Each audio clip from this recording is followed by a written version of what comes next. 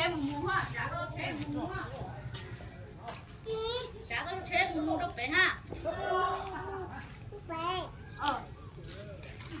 Chả, chả mua.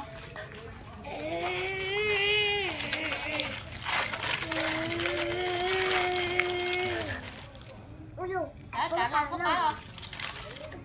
Có cá rồi.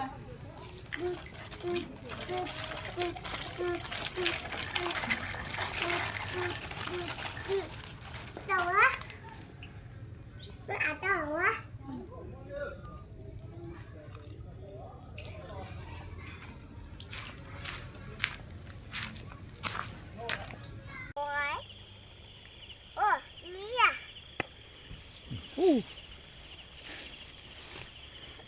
Đây tụi bà bé lo cười rồi. Đọc photo xuân chê mà bà bé lo tiêu tụi con tụi trẻ lia mi tu tụi con tụi trẻ lia Tụi ăn đánh nhau vậy?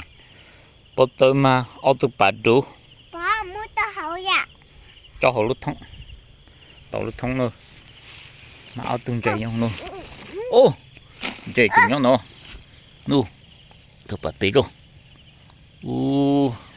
Nó ơi bà đủ Wait, hey hey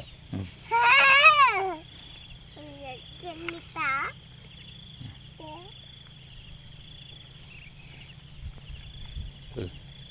Qua mua quá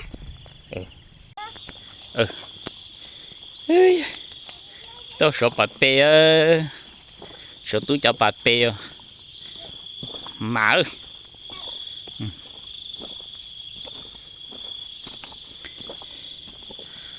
ngon cổ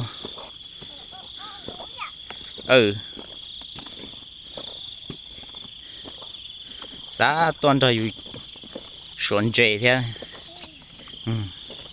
sợ trồng thế chị cha dù kẻ xin thà đấy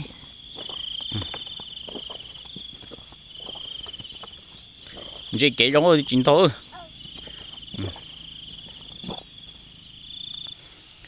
yo bạn đây thấy kể yo bài gọi gì nào cũng mẹ có